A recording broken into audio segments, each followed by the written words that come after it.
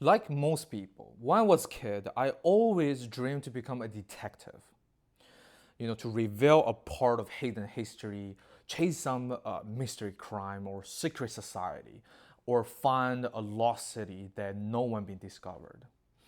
And I guarantee that not everybody used to dream to become a lawyer, but at least once in our life, we want to become a detective.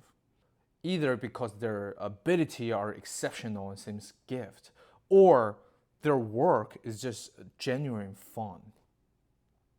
But slowly, when we grow up, we start losing these wishes and doing something more we call practical. But if you look your point of view to the real life detective, you may get shocked about what does it take to become one of them. They have one of pretty common character is they either are historians or they have a history college degree. Of course, that is not an absolute term, but seems like be studied about history is something related to be a detective. In the book How People Learn, they said if this relationship don't come as obvious to you, 100% mean you have a horrible history teachers that never told you what does historian do. A research was holding in 1991 by Wimberg, a researcher. He revealed the relationship between historian and detective, or what kind of skill is take to support those two occupations. How they set up the experiment is they will invite high school students who take probably a AP history class, and they invite a lot of non-US focused historians. In the beginning, they gave out a pre-test to test out their facts and how much they know about this certain background, for example, American revolutions. And they find out that high school students know way more about facts and detail the dates and who than those non-US history focused historians. And most of the historians can only answer about one third right about specific details and data and facts. But the interesting coming is when the second part of experiment was conducted. They gave a lot of history documents to build on competing claims, sense making, and interpret what could have happened back then. This is basically what historians do most of the time. The result is most of historians excellent done their job, but left most students doing horrible. This is what I have described in the book. The book says, despite the volume of historical information the student process, they has little sense of how to use it productively for forming an interpretation of an event or for reaching conclusions. They're basically saying that all those histories, facts, and backgrounds, and details, and data in those students' heads has no different than, for example, what is a pi after 3 points? Is no difference. They're random and non-useful whatsoever. And when they research deeper about history, they find that there is a way more problem is coming out the more they dig down. All the teachers of history for those students, all they cared about is, do you have enough detail and facts in your essay? How is your grammar? Do you spell things correctly? That's all they cared about in terms of grading. Or even more, most of the teachers who teach in history for a lot of students out there in high school, they never one day been a historian themselves. They has been taught the same way like those students. They pick a history major, they build up and build up to master. When they graduate, they didn't do any historian job, but back to school teaching new students. It's the same thing like when I tell you, someone who learned how to swim from the book, but never one day practice swimming themselves. And when they graduate, how can they find a job? Is to teaching more people how to swim on the book.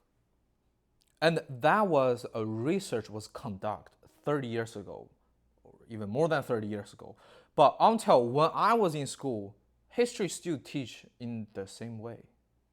So what does a history teach you? And what's the skill you're practicing when you learn this field? How do you relate to detective? And what does a good history class look like? It gave me way more interested because when I read this paragraph, I was awed because I was eager to become a detective, but there's just no such a path. But when I discovered history could be a path, I just hate how late I know about this information. And let's go to the question one by one. Follow the book's logic. First, what does actually history do? This is how the book is described. History is a discipline that is guided by particular rule of evidence and how particular analytic skill can be relevant for understanding events in their life. In another term is something has happened in the past, or we call in the history, and they're leaving piece of clue here and there. You need to identify the evidence and use your analytic skill to make sense, make a piece all together. And most people in the book talk about understand history as the history. There's only one correct form. But in reality, if you ask any historian, is that true? They will tell you that's absolutely not. All their job is figure out a history, or at least write or teach a history. It's a possibility what could have happened. If, for example, all you learn about is the facts, the detail, the name, and tangle with lots of dates and what happened here, happened this, there's no different than you live in the book 1984. Yeah, who won the war, who have the domination to change the past history, and you have to remember it. There's no other type of history. It can be happened. That's basically what happened if you treat it only as the history. And that's exactly what it takes to become a detective. In fact, if you look at detective, the biggest sector of detective called historian detective. Like, for example, the book Da Vinci Code, or they even make into a movie, it's basically talk about a historian solving a history mystery. And that's basically what happened every single day. Those made it historian's job.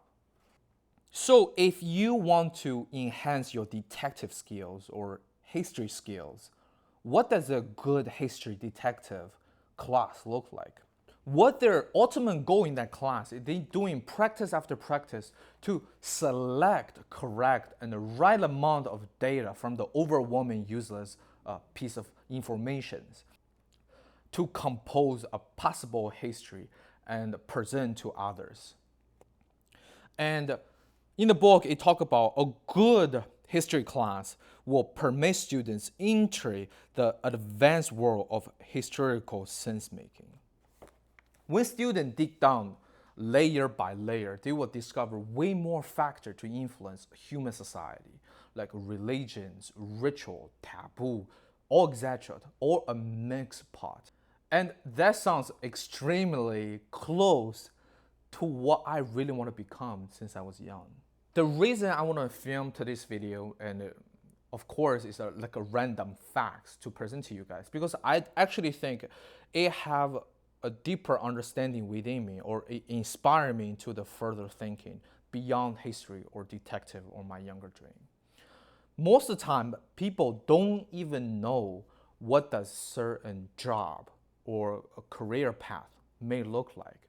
They jump into certain career paths just because either money or they have a certain image in their head. They do their decision while ignorance. And in future, I want to make more and more about this type of theories to talk about what, for example, math can increase our skills. What's the potential outcome of mathematicians? And the second inspiration point for me, and why I really want to share with you guys about this random facts, is because I always imagine the world is operating very precisely. Every specific field have so many experts operating on the same point to dedicate our world running perfectly. But in reality, people spot a problem 30 years ago until today, nothing have changed. And it always bring me back to a quotation that has said by Steve Jobs. We are living in a world that created by the people are no smarter than us. And you're a part of too. You can create your own reality, your own what we call world for other people to live in. And that's all for today's video. Thank you very much. Stick to the end. I hope you learned something today, and I see you next time. Bye.